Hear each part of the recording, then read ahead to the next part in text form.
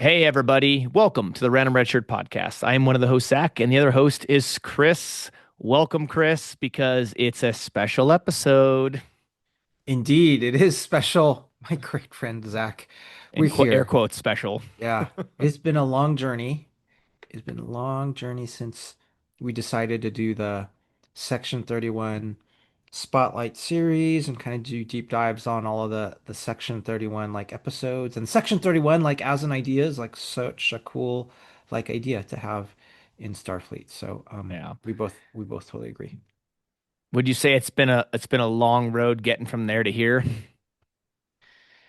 Yes. Um and it's been a long time, I think, right? I think Yeah. that's the next part of the line, a long time. Yeah. Um, yeah. It's been a minute. We started this journey a while ago, a while ago, looking at Star Trek Deep Space Nine, Section 31 episodes, and we have arrived. We just our last episode, if you guys have checked that out already, it's out everywhere you get your podcasts on our YouTube channel. We talked about Terra Prime, the second to last episode of Star Trek Enterprise, and we have reached the Section 31 movie. This was something I know, Chris, when you brought up the idea of doing this spotlight series, you said, "Hey, we should watch these Section 31 episodes, and then should watch the movie and see if the movie meets our expectations and what we would expect to see in a movie and hope to see in the movie based around Section 31." And it'd be kind of fun. So that's what we've been doing. We took a break from our spotlight series for a while to cover Star Trek: Strange New World season 3, but we have finally reached the penultimate episode of our Spotlight series, and that is to discuss this movie because there has been a lot of criticism of this movie. I have talked to a few people, one person in particular who's a big fan of Georgia as a character and said it was so awful she could not finish it, and Mm. she tried multiple times. Now, w- we want to hear from you. If you are watching or listening to this, send us an email, leave us a comment below. If you're on YouTube, send us a message on one of our social media platforms: Facebook, Instagram, Threads, YouTube, all that stuff.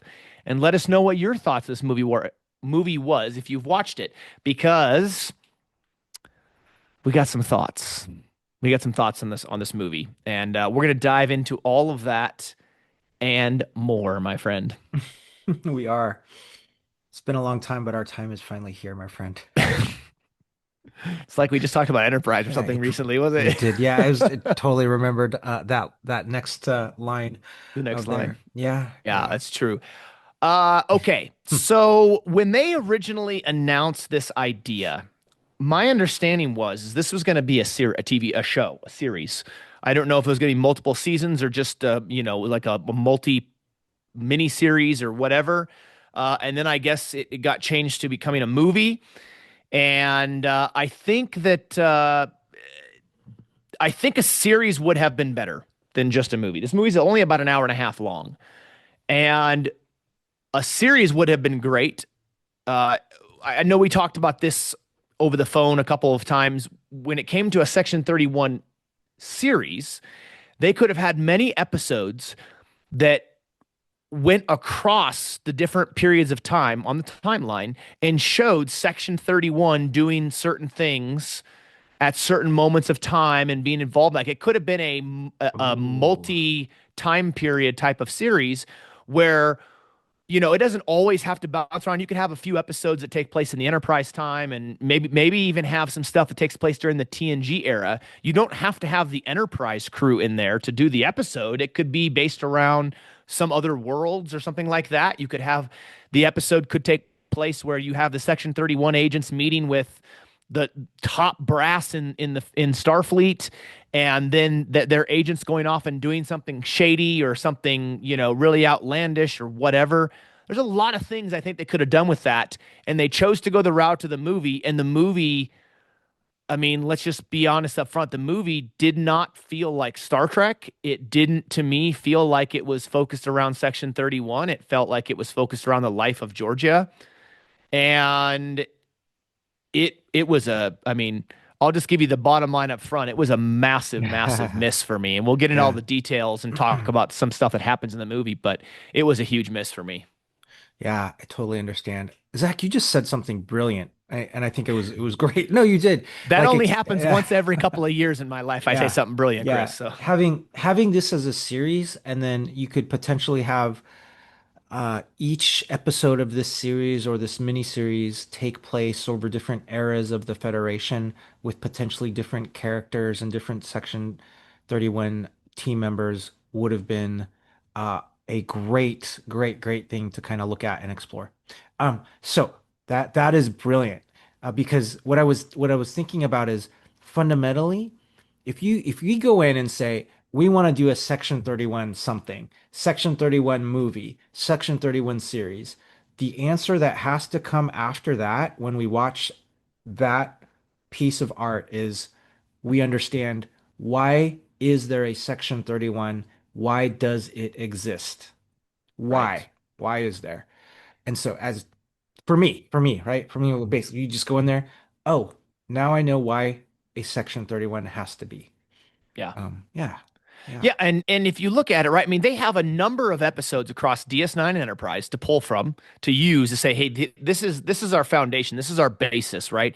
We know why Section 31 exists. We know Section 31 is a section of, I believe it's Article 14 of the Charter.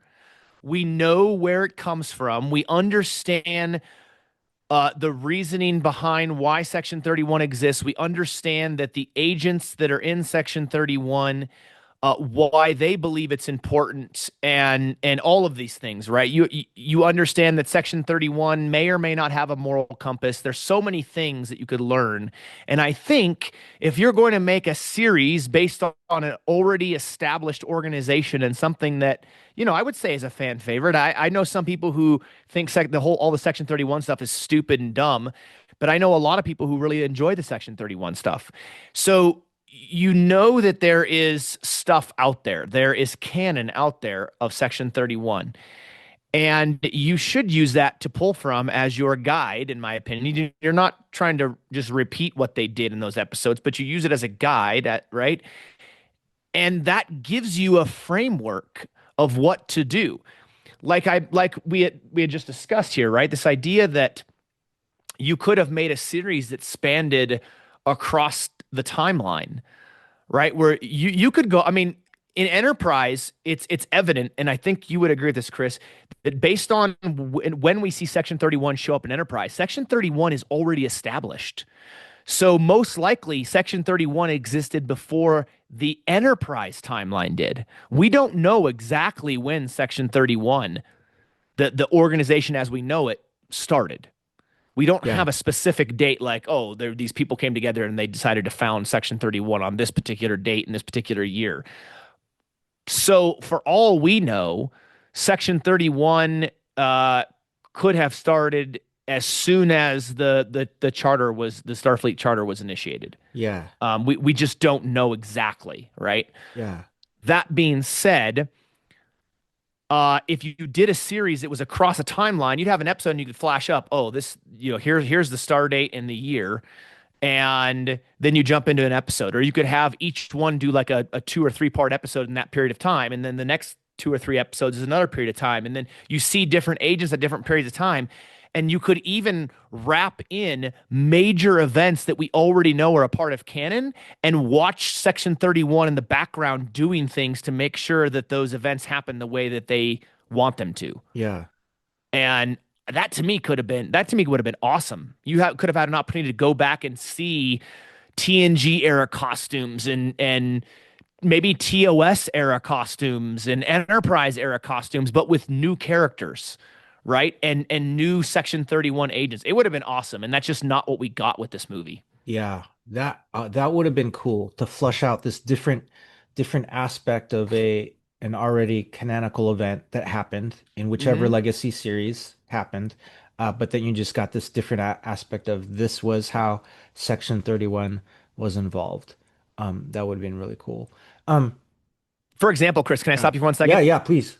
One thing I could think of that would have been awesome would have been if there had been a Section 31 agent involved with ensuring that once the Enterprise and TOS discovered the SS, not the US, the SS Botany Bay, that a Section 31 agent came aboard the Enterprise to ensure that the that Khan and his minions were outcast to SETI Alpha 5 or SETI Alpha 6 or whatever, right? And they Uh, could have been a part of that in the background. They did a really amazing integration in the Trials and Tribulations where they integrated the DS9 crew into the TOS crew.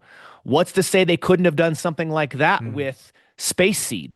hmm. And I mean, that would have been a prime example of a major event that we know in Star Trek that could have had some type of Section 31 involvement that the Enterprise crew didn't know about. Hmm. Just something like that as an idea. Yeah, that would have been fascinating. That would have been fascinating.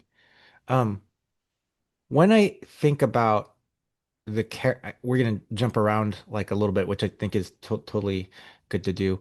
Hmm. But when I think about the characters in the Section 31 movie, just to recap them a little bit, and then I want to compare and contrast with the characters that we know from Section 31 in Legacy Star Trek. So, you have Philippa's character, then you have a someone from Starfleet Intelligence. You have someone else that's he has all that mech gear Yep. like around him. Then you have like a really smart guy. Um, then you have a Deltan. I believe I've got that race right, like a Deltan female. And then you have the it's not a Vulcan, but there's actually someone like within his body like controlling him. That it just gave me that gave me vibes from Men in Black for some reason, but you had that little like Yes. miniature thing controlling him. And Yes. I don't remember the race of the species of that little miniature thing controlling him. And then you have uh the leader who is like we find out he's um related to he's genetically enhanced, doesn't he? He's like related to the um eugenics wars and is something like that. Yeah. Yeah, so he was not originally an augment. He Mm, was captured by a female augment, and they made him into a genetically enhanced human okay. and made him stronger and all this stuff. But he is 300, about 350 years old, and Yeah. he mentions that he had slept most of that time.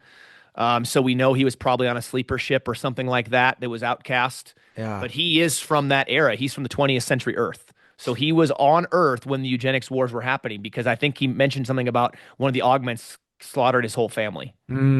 Okay. Okay. And S- don't forget, Chris, one of the quote unquote agents, right? The Starfleet officer was none other than Lieutenant Rachel Garrett. Does that name sound familiar?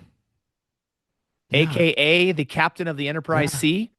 Yeah. I'm assuming now, unless they just use the same name, I'm assuming that means that this is the younger version of Captain Garrett. There is references made in the movie Yeah. where she wants to be a starship captain. Well, the Yeah. only time we meet Rachel Garrett in Star Trek prior to this, I believe, is in yesterday's Enterprise and Yeah. TNG with the Thank Enterprise you. C. So I really I that was some there were a couple of things in this movie I liked as far as the Easter eggs, and that was one of them. If it is the same Rachel Garrett, which I don't know why it wouldn't be, this is a young Rachel Garrett as a lieutenant. That's cool that they're bringing her character in. I agree with you. I think that is cool. Yeah. I feel like it would be the same Rachel Garrett in there as well. Yeah, totally. Totally. So when I'm thinking about this cast of characters, I'm like, one of the expectations I had from wanting to see a Section 31 movie was that there would be a team, there'd be a team of people, a team of Section 31 agents, like similar, like that there would be a team in like Mission Impossible, Yep. or like a team of people that would help out like with MI6. And so there is a team.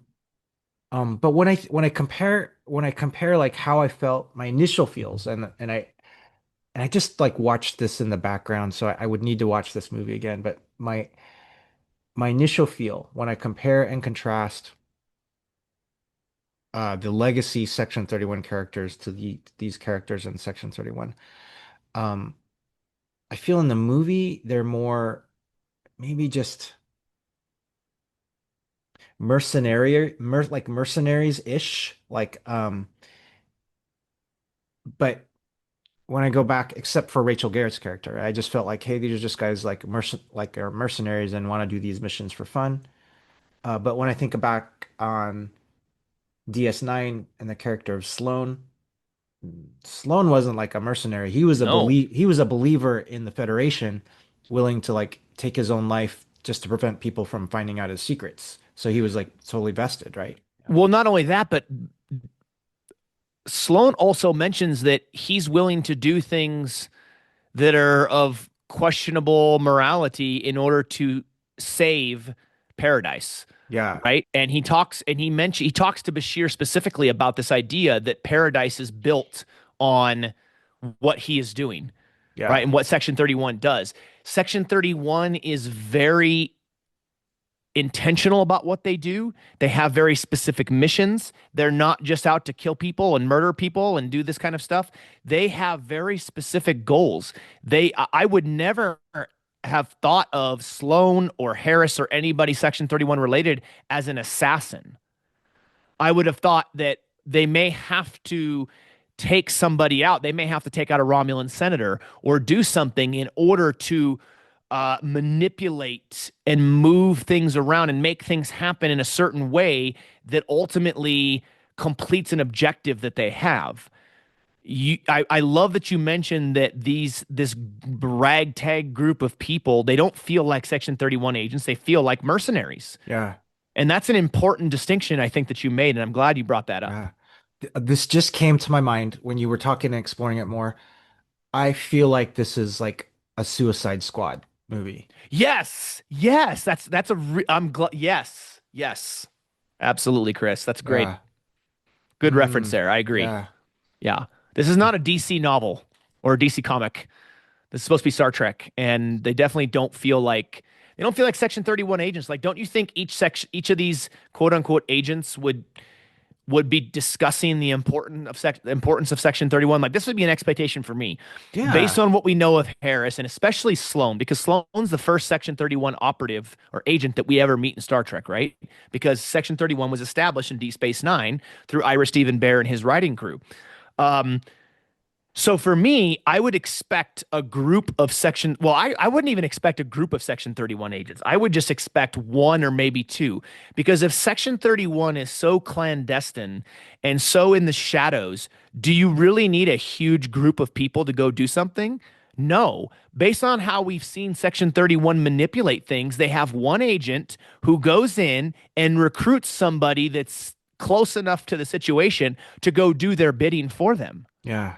and then they're there as kind of an observer and somebody who is making sure that the recruits and the people that they're asking them to do their bidding are doing what they're asked to do, and they're not giving them away and everything. I wouldn't expect a ragtag group of assassins to go kill people. It Yeah. just doesn't fit the mold from what we know so far in Section 31. Yeah, I agree. It is so like far different. Like when I um when I got just kind of the feel on the aesthetics, like the aesthetics of the show. I mean, so it's it's beautiful, and you can tell that there's a lot of production value and production that's going into it, and a lot of makeup and costume effects. But really, the aesthetic I felt like going in there was not that there was no cohesion on the aesthetics, and I felt like it looked like several people getting together to cosplay in different Halloween costumes. Because I felt like it looked like Halloween costumes to me, and I Yeah. that sounds like a criticism, but I felt like no, I definitely don't get that Halloween costume feel when I watch other episodes of Star Trek, right? Right. But this one I just felt like it looks like everyone looks like a Halloween party.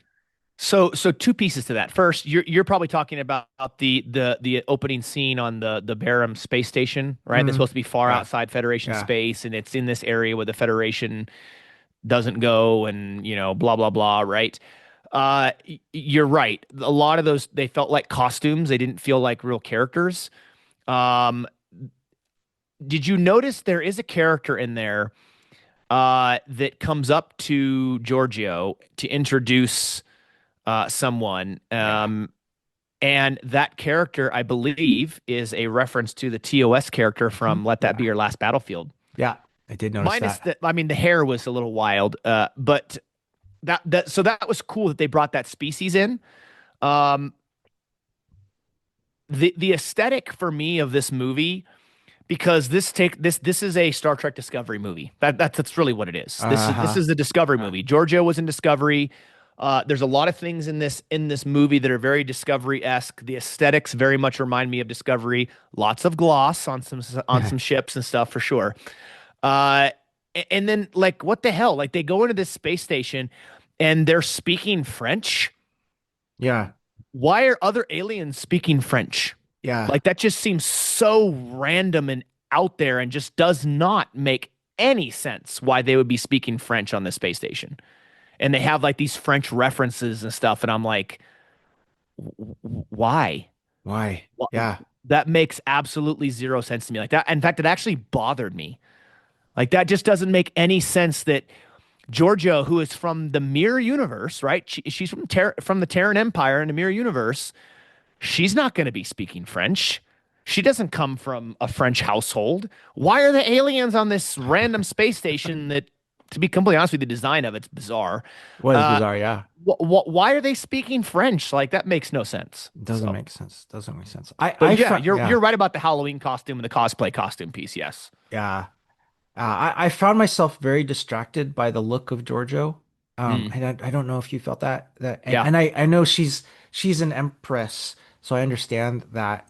But I was very distracted by it. It felt like, her eyes were different, and then her costumes were very, very ornate. And this is how I took it. This is how I received it. So I go, "Ah, she looks like this type of vampire, like in this kind of gothic vampire like garb." And I thought, yeah, especially with her eyes, the way it made it look, I was like, she just looks like a vampire, not human, like Right. something else. So I found that like throughout the show. Yeah. Yeah. And there is some episodes that are from Star Trek Discovery that do deal a little bit with Starfleet intelligence and with Section 31. There, Star Trek Discovery episode, Saints of Imperfection, would be one of them in particular. We did not go into some of the Discovery specific Section 31 stuff. There's another episode called Context is for Kings, Point Hmm. of Light. There's pretty much all of season two of Discovery involves a lot of Section 31 stuff ish. I mean, I remember watching Star Trek Discovery, and I don't remember Section 31 standing out uh, in season two. I don't remember it standing out enough to where I cared. Hmm. So to me, it's like, do we really want to talk about that? Not really, but they are carrying on the Discovery era in this, and I think that's a big misstep. Like, I know there are Star Trek Discovery fans out there, Yeah. and I'm not going to turn this into a bash Discovery thing, but most of the people that I know aren't fans of Discovery. Hmm. It's just not anywhere near the top of their favorite. In fact, most people I know have said the Discovery is at the very bottom as far as Star Trek series go. And some people are like, well, if you don't like all of Star Trek, then you're not a real fan. Well, that's BS. Hmm. Like it's okay. It is okay to have things in a franchise you don't like. You and I are both massive Terminator fans, right? Hmm. But I Yeah. think we can agree that Yeah. Terminator 3 was hot garbage. Yeah, it's not the It best it of them. Yeah. it just Yeah. was, right? So and it was very campy and the humor was just not like it normally is in the other Terminator movies when they do have humor and stuff. So it is okay to not like something in a franchise and Hmm. like other stuff as well. That being said, they very much gave us uh, a lot of stuff in this movie that I just thought was absurd, like the Vulcan character that wasn't really a Vulcan; it was a robot that looked like a Vulcan. Hmm. I'm sorry, but that character was obnoxious. Hmm. Like that was like the Star Trek version of Jar Jar Binks. Ah, yeah, yeah, yeah. I mean, seriously, Yeah. he was supposed to look like a Vulcan, but he didn't act like one. He didn't sound like one because he's being controlled by this little gooey blob thing inside. Very Men in Black, which was a Yeah. good reference that you made there, Chris. But I mean, none of the characters. There's one character, the one who's from the 20th century. I actually kind of liked his character, but most of the other characters I didn't really care for. I thought they were weird. They attempted to be funny, and it was just really campy and not good. Yeah, yeah, you're right. Yeah, they tried to make these characters like so out there, right? Yes. So weird, so out there. Yeah. Where you don't need to do that, you know? I mean, Sloane to us, Sloane's just a normal guy, Yeah. And he had a family and too. had a Yeah. family. Yeah. So was Harris, so is Malcolm Reed. They're just like normal guys. Yeah. And so yeah, more I think about this is like goes way out there into the like the Suicide Squad kind of territory, the feel that they're trying to do. Yeah, Mm. I was trying to look and see if it was directed by James Gunn by chance or something like that, and it wasn't. I was waiting for Will Smith's character to show up, but he didn't. Ah, Yeah, and then what really bothered me too was they're like, oh well, this Vulcan is laughing and everything, and basically they initially before they mentioned that there was an alien inside him, he was just a robot. Like, oh yeah, the Pon farr made him go insane. I'm like, that's a lame excuse. That's a lame hmm. explanation. Like it just the right, yeah. I mean, I don't want to go too far off track because I know you were talking about just the aesthetics, but you were talking about the No, it's good. aesthetics, and I Yeah. was thinking about the characters and the costuming and everything Yeah. that you had mentioned, and it was super bizarre. This very much, especially that early scene at the station, the Baram station, however you say it, Yeah. very much reminded me of that casino scene in freaking Last Jedi on Star Wars. Ah, You know, yeah, because yeah, you had a lot of really bizarre looking aliens where you're like, these just don't even look good. They just look dumb. yeah. Um, in Star Wars, just like in Star Trek, I think there is a certain expectation as a fan of what you expect to see or you want to see on screen, what an alien should look like within the realm of Hmm. the Star Wars universe, what an alien should look like in the realm of the Star Trek universe. Hmm. And to Hmm. me, this movie very much comes across a lot of what I think has been the issue with the quote unquote new Trek. And that is they try to get really cute and too creative with some things that just don't end up being executed well. Hmm. Yeah. Yeah, I agree. How bizarre, man. Yeah. So I, that opening scene on that space station is really, I mean, well, it wasn't the opening scene. The opening scene is the young Giorgio who comes back to her village and ends up having some virus she brings with her and kills her whole family, and then she becomes the empress. And it's okay. yeah. Okay. I did actually enjoy the opening scene of the Hmm. movie, not because I liked seeing her kill her own family to become empress, but I liked it because we got an insight into where the mirror universe Giorgio came from and her Hmm. and how she becomes the empress and everything. And so I like that kind of little bit of a backstory there. You can tell she comes Hmm. from nothing. But when we talked about this before we started recording, you had mentioned that it really seemed like they ripped something off with that opening scene. Yeah.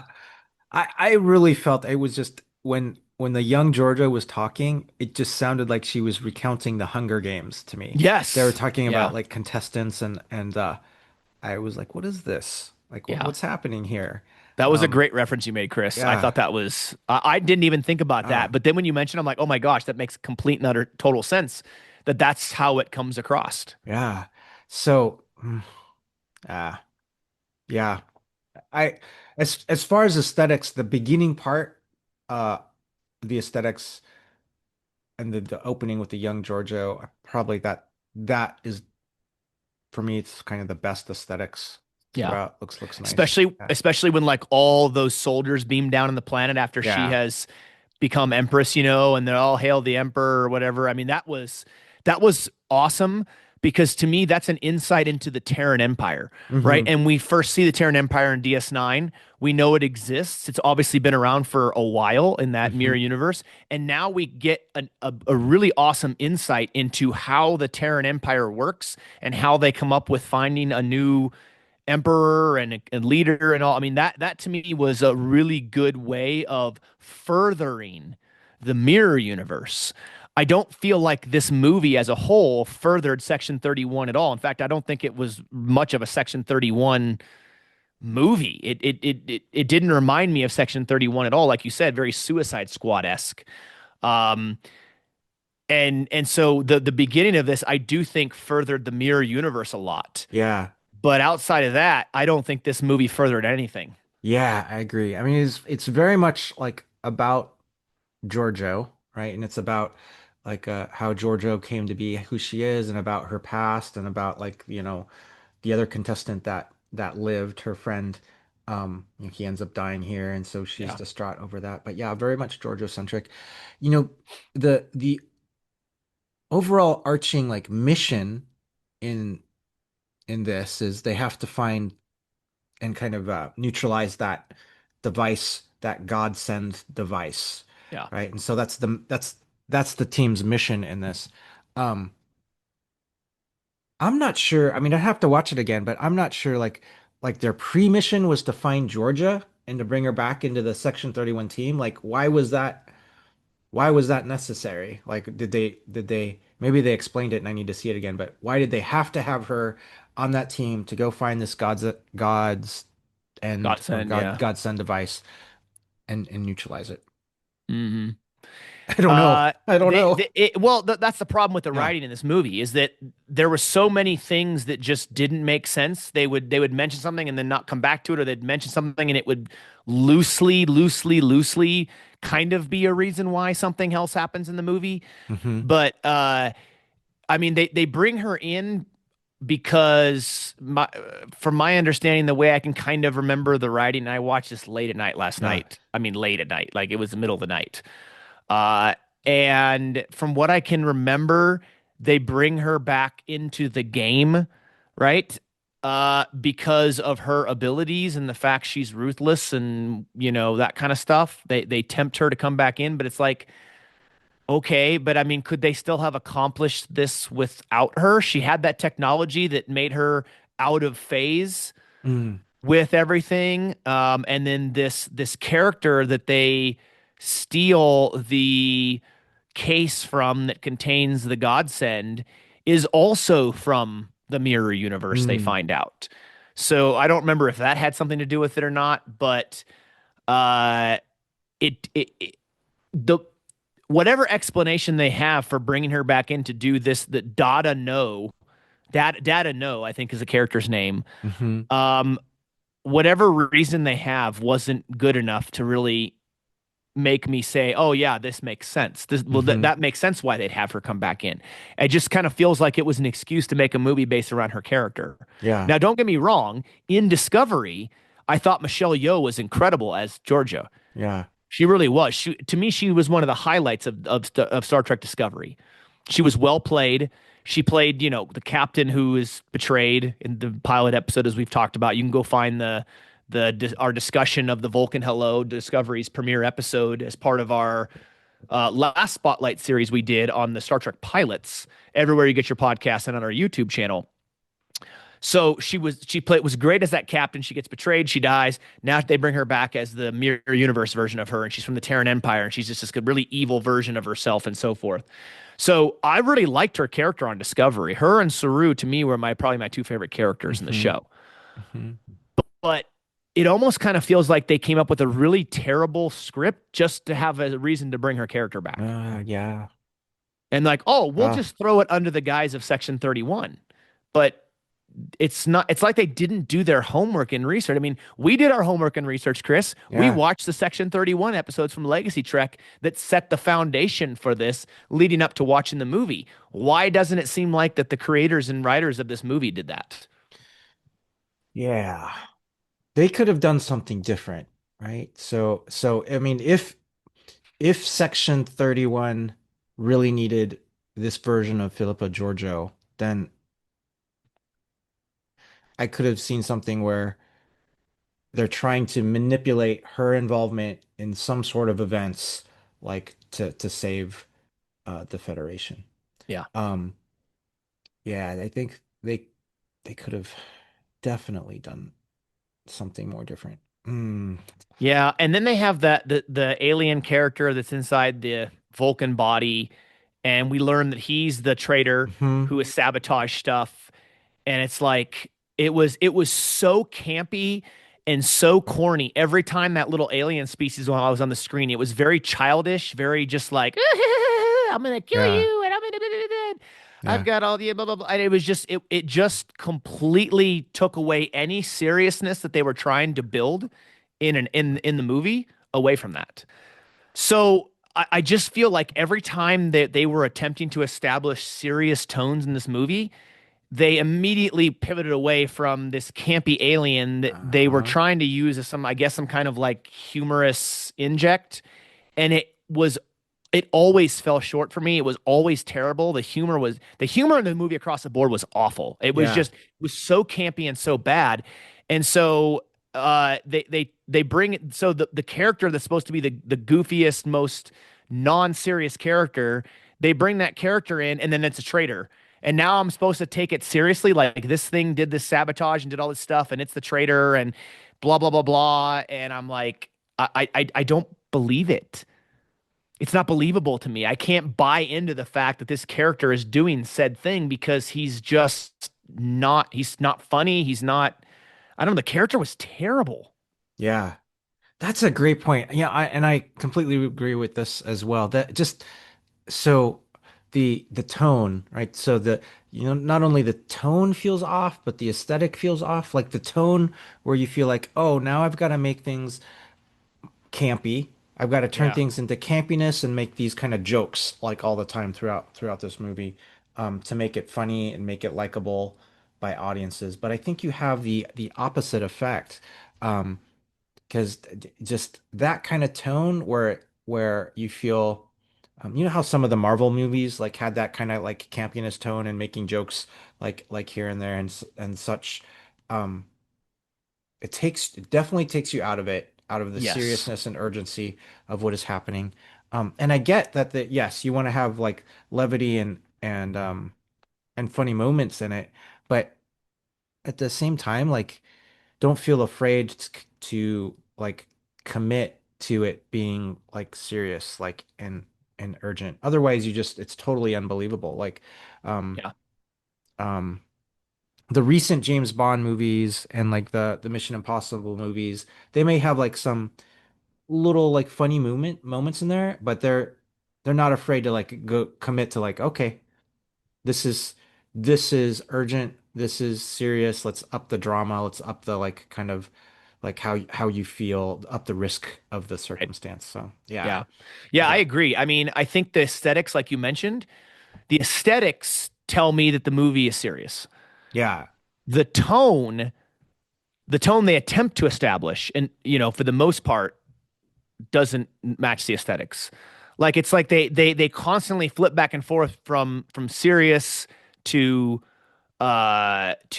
campy and corny and cheesy and humor that just doesn't it's just not funny. It doesn't fit the scene and the moment. Um, every time that there's a flashback that Georgia has to when she was younger, hmm, to her the massacre of her family, to Rising of Power, to her and the character San, who they were apparently really close. They were friends. Apparently, they loved each other. I guess. yeah, It's almost like the scene when they were fighting over the godsend on his ship very much felt like they were attempting to do some type of Romeo and Juliet thing where like they're dying their love but it was so bad. It was just atrocious. Like there were many times where I had to pause the movie and walk away and go, "What the frick am I watching?" yeah, You know what I mean? It was just yeah, so awfully written and the humor didn't fit. Like every time I'm trying to buy into the seriousness of it, it instantly went away because they attempted to inject humor that didn't fit the scene or the moment, and it was so horribly written that it just was, yeah, it was terrible. yeah. Yeah, that subplot with what's his, was it Han? Was that his name? San? San, yeah, yeah. I found myself not caring. Right. Who Right? cares? Yeah, because it could have been you could do it differently in a way where like you care a lot Yeah, on like what happens, right? but no. Somehow I just find myself like, mm, not caring, not Yeah, caring like what was I happening. wanted to care about Son. I wanted to care about his well-being. That scene when they flash back and she's the Empress and he brings that gift into her and it's the godsend Yeah. and he's crying and everything and he's all upset and she says, remember we are two or one or whatever the frick it was. To me, it just I don't know. It didn't make any sense. And then like so now he's pissed because she was the empress and he was destined for a life of servitude and slavery and blah blah blah blah and now he wants to get his revenge but he still loves her and she loves him but she ends up killing him and she's upset about it but the whole thing doesn't make sense and none of it connects. There's not the writing doesn't work enough for me to care about the character and to care about their feelings for each other because it wasn't connected in a way that made sense. Yeah. I Um,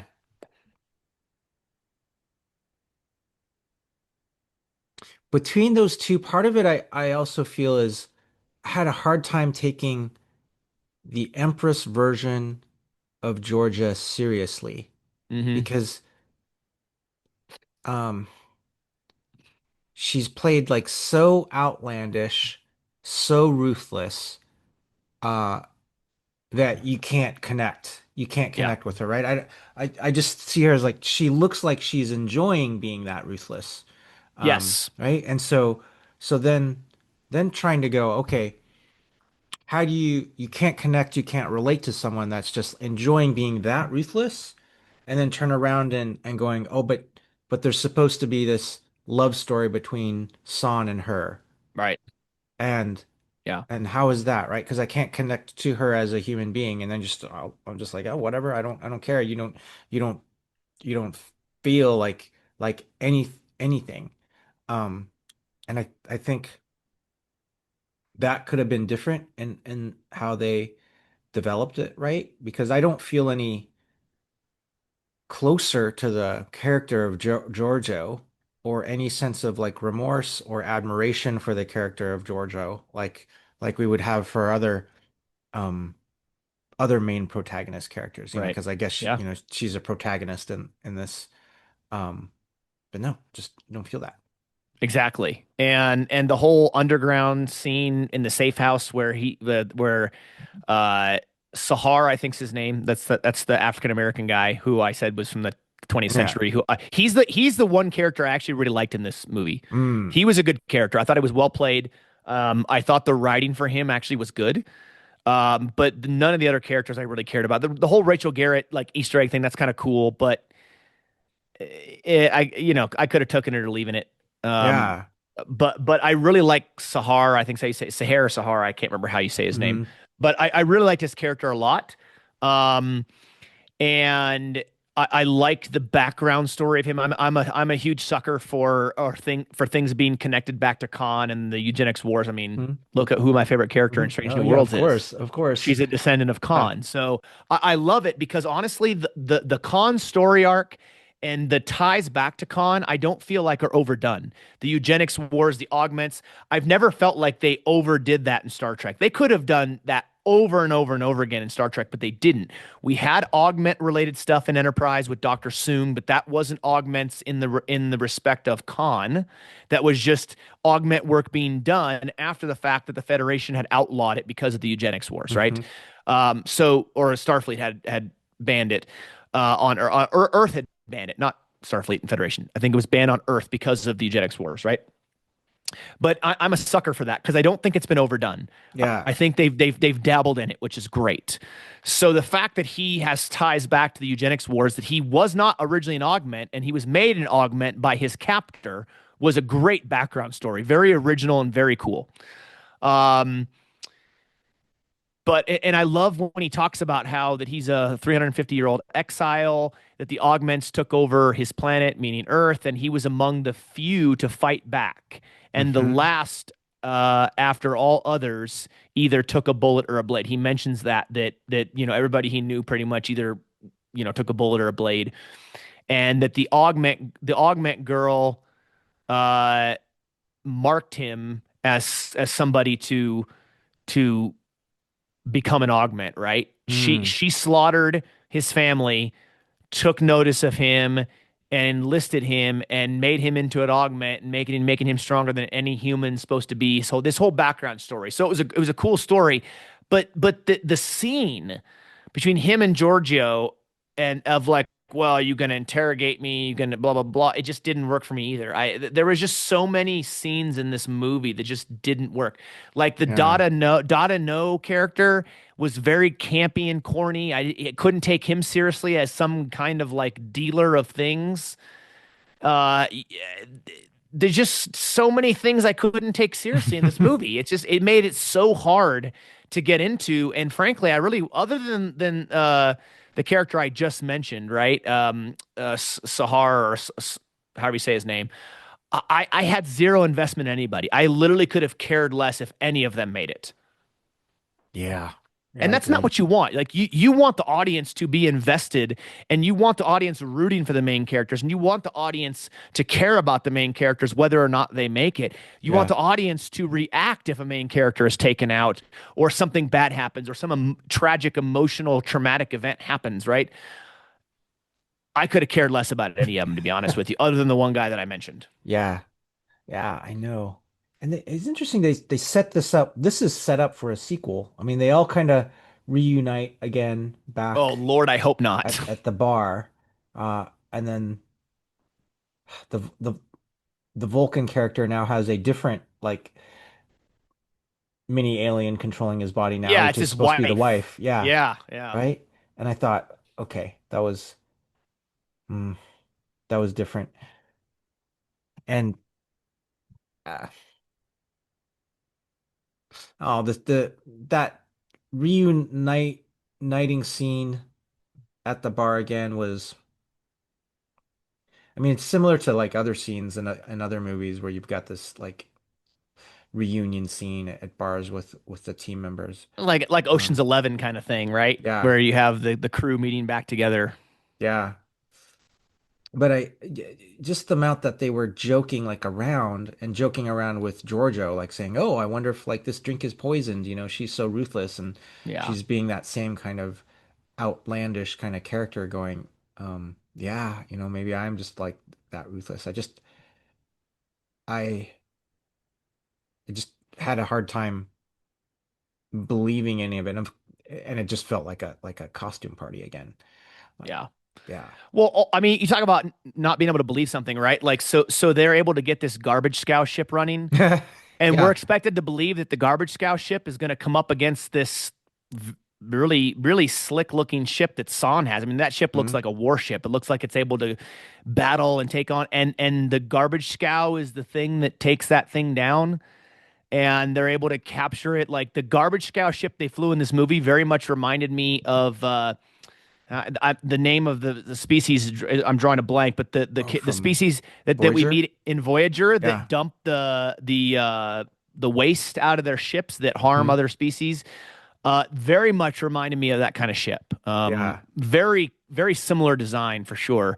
I can't believe that this little ragtag group of people is flying a garbage scow ship to capture this bomb to blow up the opening into the mirror universe, and they're going to stop San and his advanced ship with an old beat up garbage scow that they barely got running, and they're going to dump out this trash out of the ship, and it's going to blow up. And it was very absurd to me. hmm hmm yeah.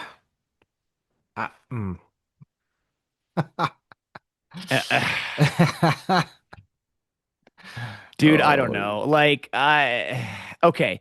So, I mean, we could go through the movie, but there's no point in doing that, honestly. Let's talk about some kind of final thoughts on this movie as a whole, Chris. We've kind of mentioned this as we've gone on, but talk to me about, so you mentioned one expectation you had about the idea of having like a team or a group, yeah. right? Which I guess that sounds like that was met because you did have a team or a group in this movie. But what were some other expectations or some other thoughts you had based on all the Section 31 centric episodes that we've watched in Legacy Trek that either did or didn't, either were or were not met in this episode in this Yeah. movie?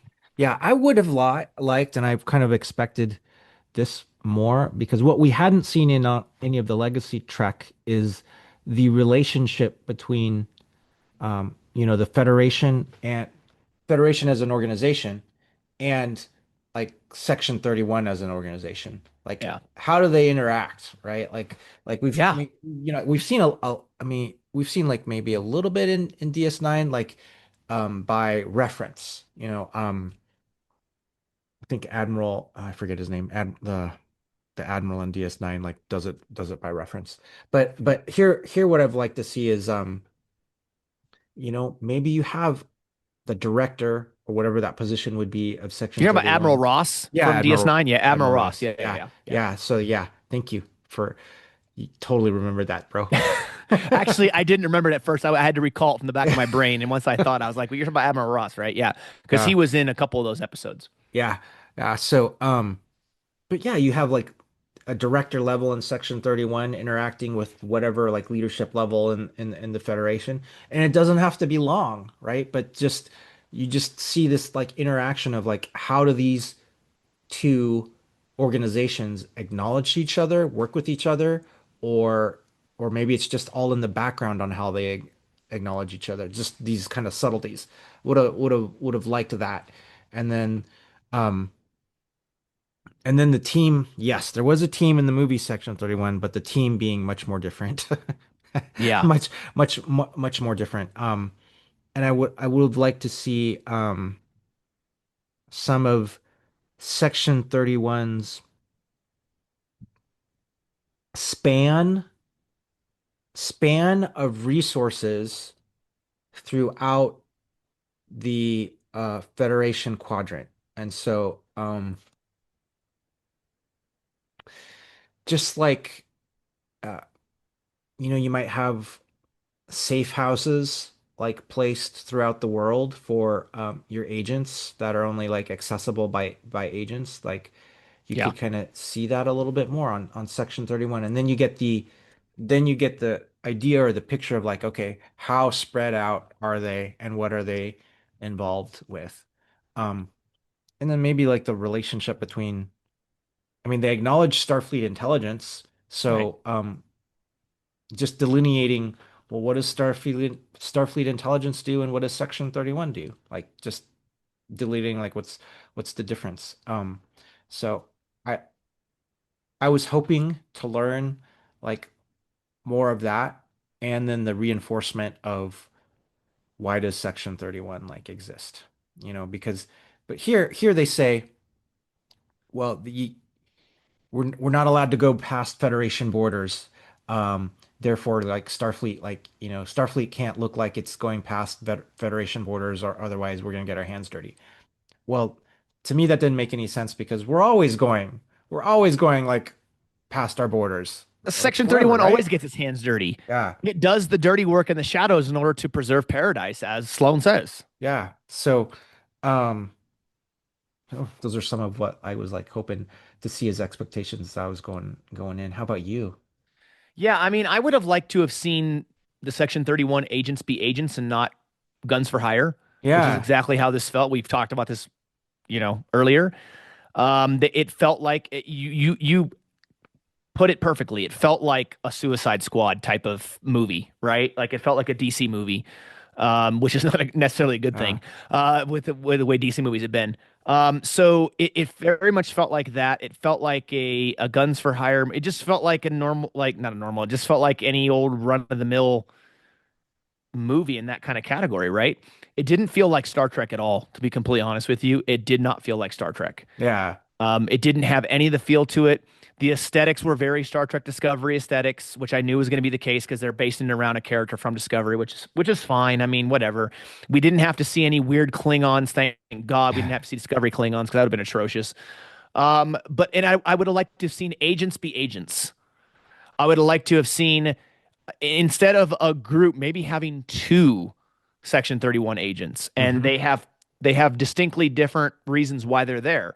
And they have recruited a couple of people to go do their bidding, and they're there to ensure that that happens, or help to ensure that happens. Um, the main plot being that they bring in Georgia to go get a bomb. Okay. I Yeah. mean, sure, they made a bomb that's this really powerful bomb that could just wipe out trillions of people. Okay, that's not original. Like, Yeah. can we make something original?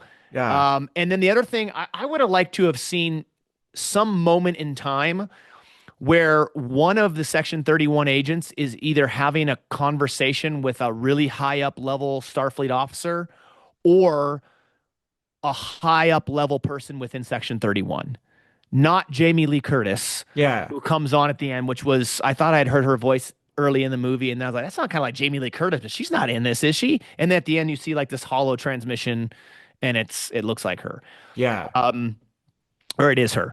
Uh, so those are a couple things I would have liked to have seen. I would have liked to have seen great writing that really showed the Yes. that really would have, which is I know it's very obvious, but like good writing that would have shown Section 31 working in the shadows. This to me didn't feel like in the shadows. They were out in front doing things, and the aesthetics were off in a lot of ways to me. I mean, stuff Hmm. I've already mentioned, the bad humor. I mean, I would not have expected the campy, terrible humor in a movie about a secret organization within Starfleet called Section 31.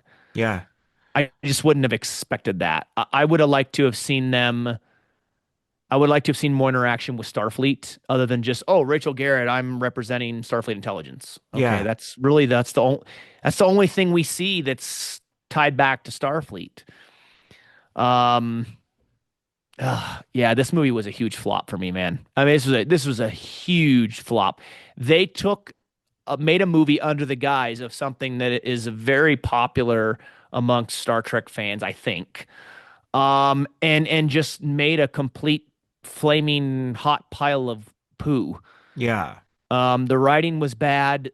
The acting was not good. Most of it was, some of it was, a lot of it wasn't good. Um, this is one example of why many Trek fans do not like a lot of the new Trek Hmm. because it just doesn't work. Hmm. Yeah. I think they could have taken their time, you know, go slower in the development of these ideas, um, to kind of make sure that the ideas make sense. Yeah. Uh, uh, Well, and like we yeah. said, it would have made more sense being a series Hmm. and exploring different things and having different missions that show the far and vast reach and influence that Section 31 has across the Federation and Starfleet. Hmm. To me, this didn't scream anything about Section 31, let alone that Section 31 has any level of control or any level of influence in Starfleet. It just tells me that there were these people that say they work for this thing called Section 31 going out trying to get a bomb and kill people. Yeah, they might as well be anybody. They might as well Exactly. be anybody. Like these are I know I keep mentioning like the James Bond movies and MI6 and Mission Impossible a lot, but those these are just small scenes that they have in these movies, but there's scenes in those movies where you have high level people, directors, um, talking about the actions of like the Mission Impossible team, or talking about the actions of the MI6, or talking about the results of their missions. But that just kind of when you have that like from a third person point of view, like you got these people talking about, yeah, what James Bond did or what Ethan Hunt did, kind of authenticates the reality of like of the movie. Yeah. Um, but it was Yeah. not such in here. I Um, agree. I yeah. agree. All right. Well, there you have it, folks. There's our look at the Star Trek Section 31 movie, if you want to call it Section 31 or whatever. Yeah. And the movie's only an hour and a half. Like they could have taken. I mean, maybe it was as a budget thing. It looks like they spent a lot of money on it, just from a visual perspective. But maybe if they had made it a 2 hour movie, they could have taken time and developed stuff and had better storytelling. Maybe. I mean, the movie also felt really rushed. The whole story felt really, really rushed. Like they were rushing to get to the end. versus being deliberate and having thoughtful storytelling and getting, I just, yeah, so many things missed. Yeah. Um, Yeah. And there was no moral ambiguity, no, right? Like none. none. Like, of course, you're going to go stop a bomb that's going to kill trillions of people and take out potentially most of the galaxy or most of the quadrant. Of course, you're going to do that. Why wouldn't you? But you're right. There was not any moral ambiguity, and that is another. I'm glad you said that Yeah. because that's another expectation I would have had. Now that I think about it, for Section 31 is some level of moral ambiguity in the decisions that are made as part of the mission or missions that they're, uh, supporting or doing. Yeah. So, Hmm. anyways, well, if you've been watching or listening to us, thank you Thank for you. tuning in to the Random Redshirt podcast. We hope you enjoyed this. This is the penultimate episode that ties the bow on and wraps up our Section 31 Spotlight series. Again, a big thanks to Chris for recommending this series. I had a blast watching these episodes. The movie, not so much, but I really enjoyed our walk through and our discussion of Section 31. The characters, what they do, the stories, the missions, the things that they affect, and the influence they have across the Federation and Starfleet. I think it was a wonderful, wonderful look. And I'm looking forward, Chris, the rest of the month, we're going to now take a little break from the Spotlight series stuff, and we're going to start prepping and putting together our Halloween series for 2025. Yeah, Halloween series is gonna be fun. We're gonna search and think about the franchises and episodes in those franchises where we are enjoying the Halloween theme and Halloween mood, which will be great. Um, And then I think we mentioned there's the new Aliens Earth that Yep. has been out. I have not seen it yet, but she'll take a look at that. I know we are Alien franchise like enthusiasts, Mhm. so that'll be interesting to learn about and see for sure. Um, Looking forward to it, my friend.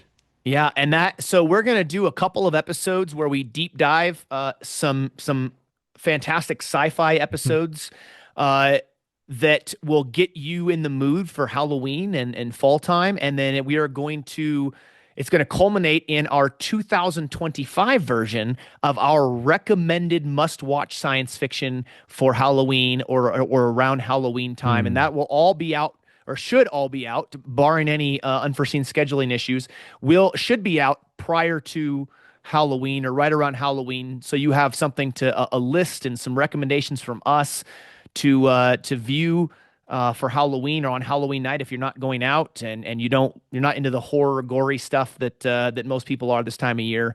And this will be an updated list. We did one last year, so if you're looking forward to Halloween and the fall time, be sure to go check out our 2024 versions where we deep dived a couple of Star Trek episodes that were really creepy and spooky, and then we did our recommendations as well. So we'll have an updated list for you with that and more. It's going to be an awesome, exciting blast. We're working on a couple of guests that we're trying to schedule for later this month and next month. So be sure to stay tuned for that as well. It should be awesome. And yeah, we did make it through the Section 31 movie, Chris. Um, but it was a rough go. It was like, I don't know. I guess it was like driving over a bunch of speed bumps in a parking lot with no suspension on your car. That's kind of how it felt. So, anyways, thank you everybody always so much for watching and listening all over the globe and the interwebs. We very much appreciate it. Again, be sure to go to Facebook, Instagram, Threads, our YouTube channel, unless you're already there, to subscribe and like. And you can find us everywhere you get your podcasts on your favorite podcast platform for audio versions of this episode and many more. And yeah, Chris, looking forward to jumping into the fall time Halloween episodes here coming soon. I'm looking forward to it, my friend. This will be great. Yeah, This will be great for us to do. it's going to be awesome. So, all right, everybody, take care, and we'll catch you next time right here on the Random Redshirt Podcast.